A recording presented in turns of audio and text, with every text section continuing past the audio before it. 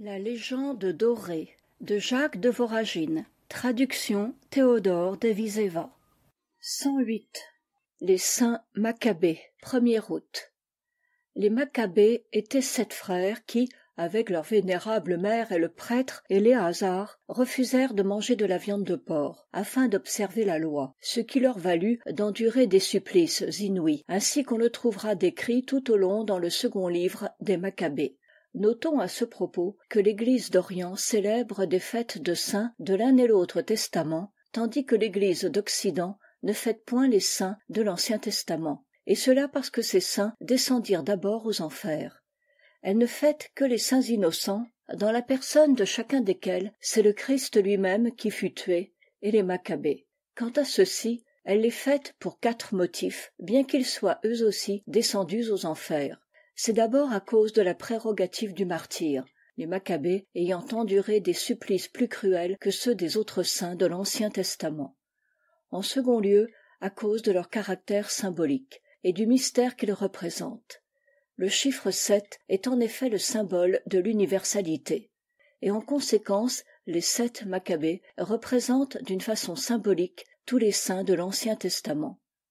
En troisième lieu, l'Église fête les Maccabées à cause de l'exemple de constance et de patience qu'ils ont donné. Enfin, l'Église les fête à cause du motif de leur supplice, car c'est pour défendre la loi de Moïse qu'ils ont été martyrisés, de même que les chrétiens doivent être prêts à l'être pour la défense de la loi évangélique. Ces 3 dernières raisons de la fête des Maccabées se trouvent énoncées dans la Somme de maître Jean Bellette. 109. Saint-Pierre aux Liens, 1er août. La fête de Saint-Pierre aux Liens a été instituée pour 4 motifs. Premièrement, en souvenir de la délivrance de Saint-Pierre. Deuxièmement, en souvenir de la délivrance de Saint-Alexandre.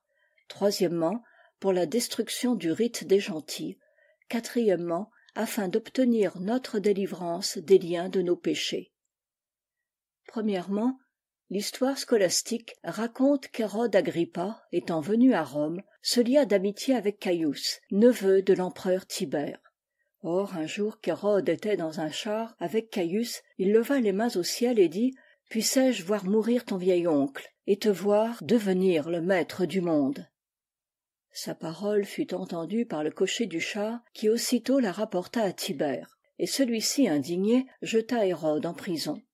Là, comme le prisonnier s'appuyait un jour contre un arbre, sur les branches duquel se tenait un hibou, un de ses compagnons, homme habile en divination, lui dit « Sois sans crainte, car tu seras vite délivré, et tu t'élèveras si haut que tes amis en seront jaloux.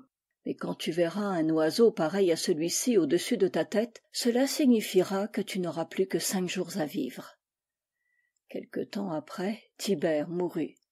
Caius, devenu empereur, délivra Hérode et le renvoya en Judée avec le titre de roi. Et Hérode, sitôt rentré à Jérusalem, se mit en quête d'un chrétien qu'il pût tourmenter. La veille du jour des Azymes, il tua de son épée Jacques, le frère de Jean. Puis, voyant que cela était agréable aux Juifs, le jour même des Azymes, il fit arrêter Pierre et le fit jeter en prison, avec l'intention de le livrer au peuple après la fête des Pâques. Mais un ange pénétrant de nuit dans la prison du saint le délivra de ses liens et lui ordonna d'aller reprendre librement sa prédication. Le roi, impatient de se venger, ordonna que les gardiens de la prison, coupables d'avoir laissé échapper Pierre, eussent à subir les peines les plus cruelles. Mais Dieu ne voulut point que la délivrance de Pierre fût pour personne une cause de mal. En effet, Hérode, s'étant rendu à Césarée, y fut frappé de la main d'un ange et mourut. Voici à ce sujet ce que raconte Joseph au livre 19 de ses Antiquités. Hérode, étant venu à Césarée, où l'attendait une grande foule, se vêtit d'une robe brillante, toute tissée d'or et d'argent, et se mit en route pour se rendre au théâtre. Et dès que les rayons du soleil touchèrent la robe, leurs reflets doublèrent l'éclat des 2 métaux, si bien que la foule effrayée crut voir là l'indice d'une nature plus qu'humaine. Hérode se vit donc entouré de gens qui lui criaient « Jusqu'ici, nous t'avons tenu pour un homme, mais dès maintenant, nous te proclamons un dieu. » Et pendant qu'Hérode acceptait avec plaisir ces hommages, il vit soudain, au-dessus de sa tête, un hibou. Sur quoi, comprenant que sa mort approchait, il dit au peuple: Moi, votre Dieu, voici que je vais mourir. Aussitôt des vers envahirent son corps et se mirent à le ronger. Il mourut 5 jours après.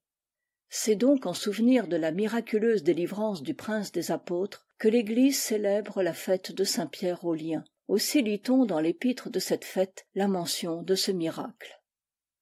Deuxièmement, le second motif de la fête est la commémoration de la délivrance du pape saint Alexandre, le 6e pape qui gouverna l'Église après saint Pierre. Ce pontife était tenu prisonnier par le tribun Quirin, ainsi que le préfet de Rome, Hermès, qui l'avait converti à la foi.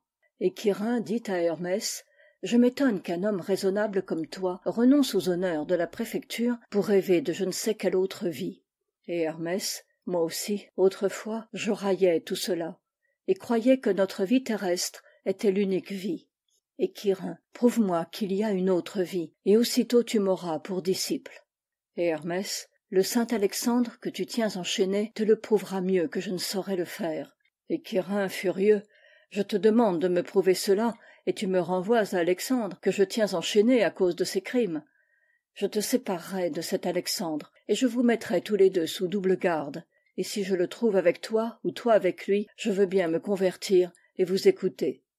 Or, pendant qu'Alexandre était en prière, un ange vint vers lui et le conduisit dans la prison d'Hermès, de telle sorte que Quirin, à sa grande surprise, les trouva ensemble. Hermès lui raconta alors comment Alexandre avait ressuscité son fils, et Quirin dit à Alexandre: Ma fille Balbine souffre de la goutte. Si tu peux obtenir sa guérison, je te promets de me convertir à ta foi. Et Alexandre: Va vite la chercher et amène-la moi dans ma cellule. Et Quirin: Puisque tu es ici, comment pourrais-je te trouver dans ta cellule? Et Alexandre: Va vite, car celui qui m'a conduit ici va tout de suite me reconduire là-bas. Et la fille de Quirin, dès qu'elle entra dans la cellule d'Alexandre, y trouva celui-ci et se prosterna à ses pieds, voulant baiser ses chaînes. Mais Alexandre lui dit: Ma fille, ce ne sont point mes chaînes que tu dois baiser, mais celles qui ont servi pour saint Pierre. Fais-les rechercher, baise-les pieusement, et tu recouvreras la santé. Aussitôt Quirin fit rechercher les chaînes qui avaient servi pour saint Pierre, et les ayant retrouvées, il les donna à sa fille, et celle-ci, dès qu'elle les eut baisées, recouvra la santé. Alors Quirin, plein de repentir, remit en liberté Alexandre, et se fit baptiser avec toute sa maison. Saint Alexandre institua une fête en souvenir de ce jour, et il fit élever en l'honneur de saint Pierre une église où il déposa les chaînes du saint, et qui fut nommée Saint Pierre aux Liens. Au jour de cette fête, une foule innombrable se réunit dans l'église susdite pour baiser les chaînes de l'apôtre Pierre. Troisièmement, le troisième motif de l'institution de la fête nous est raconté par Bède de la façon suivante.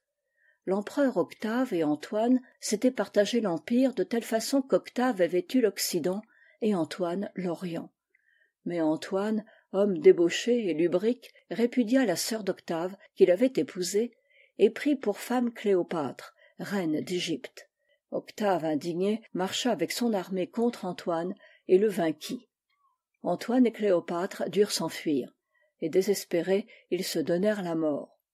Alors Octave détruisit le royaume d'Égypte et fit de l'Égypte une province romaine. Puis il entra à Alexandrie et la dépouilla de ses richesses au profit de Rome, qu'avaient dévasté les guerres civiles. Aussi put-il dire de Rome: Je l'ai trouvée de brique, je la laisse de marbre. Il augmenta à tel point la chose publique romaine que, le premier, il fut appelé Auguste, et ce titre se transmit à tous ses successeurs sur le trône impérial. Et c'est en souvenir de lui que le mois qui d'abord s'appelait Sextile, étant en effet le 6e, depuis mars, a porté désormais le nom d'Auguste ou d'août. Et jusqu'au règne de Théodose, c'est-à-dire jusque vers l'an 426, les Romains fêtèrent tous les ans l'anniversaire de la victoire d'Octave, qui avait eu lieu le 1er août.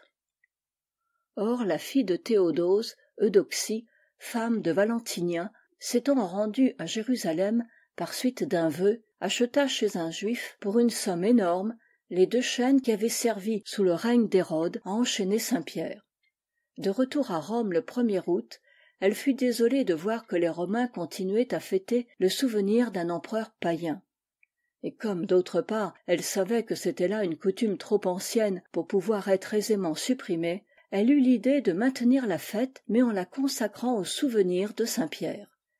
Elle s'entendit donc avec le saint pape Pélage qui, par d'éloquentes exhortations, décida le peuple à remplacer le souvenir de l'empereur païen par celui du prince des apôtres. Et Eudoxie, pour consacrer cette heureuse décision, donna au peuple les chaînes qu'elle avait rapportées de Jérusalem. On mit ces chaînes auprès de celles qui avaient enchaîné saint Pierre à Rome sous Néron, et les 2 paires de chaînes se soudèrent aussitôt ensemble pour ne plus constituer qu'une seule chaîne. Et combien cette chaîne miraculeuse a de pouvoir, c'est ce que l'on vit en l'an 969. Cette année-là, un comte de la cour de l'empereur Othon fut si cruellement envahi du démon qu'il se déchirait de ses propres dents. Alors, sur l'ordre de l'empereur, le possédé fut conduit vers le pape Jean, qui lui mit au cou la chaîne de saint Pierre. Et le diable, ne pouvant supporter un poids aussi pesant, s'enfuit aussitôt en présence de tous. Ce que voyant, Théodoric, évêque de Metz, s'empara de la chaîne et dit qu'il ne la lâcherait plus à moins qu'on ne lui coupât les mains. Sur quoi une grande querelle s'éleva entre le pape et l'évêque, jusqu'à ce qu'enfin l'empereur, pour la faire cesser, eût obtenu du pape qu'un chaînon de la chaîne serait donné à l'évêque. La chronique de Millet et l'histoire tripartite racontent que le diable, dépité que ce qu'un juif eût vendu à l'impératrice Eudoxie les chaînes de saint Pierre, se vengea sur ses compatriotes. Il leur apparut sous la forme de Moïse, leur promit de les faire marcher à pied sec sur la mer, et en noya un grand nombre. Quatrièmement. Enfin, le 4e objet de la fête de Saint-Pierre aux Liens est, par l'image de la délivrance du saint, de nous rappeler que nous aussi, nous avons à être délivrés des liens du péché. Et le récit d'un miracle, que nous lisons dans le livre des miracles de la Sainte Vierge, suffit à prouver que les clés remises par Jésus à saint Pierre lui permettent de délivrer des chaînes du péché ceux mêmes qui sont condamnés à la perdition. Il y avait à Cologne, au couvent de Saint-Pierre, un moine léger, vicieux et paillard. Ce moine étant mort subitement, les démons l'accusaient, rappelant tous les péchés qu'il avait commis. Et les bonnes œuvres qu'il avait accomplies de leur côté l'excusaient, rappelant son obéissance à ses chefs et son zèle pour le chant des psaumes. Or Saint-Pierre, de qui ce moine et son couvent dépendaient, s'approcha de Dieu pour demander sa grâce. La Sainte Vierge joignit ses instances aux siennes, et ils obtinrent du Seigneur que le moine fût autorisé à revenir sur terre pour faire pénitence. Alors saint Pierre mit en fuite les démons en leur montrant les clés qu'il tenait en main. Puis il rendit la vie au moine après lui avoir imposé comme pénitence de réciter tous les jours le psaume Miserere mei Domine. C'est le moine lui-même qui, après sa résurrection, raconta à ses frères tout ce qu'on vient de lire.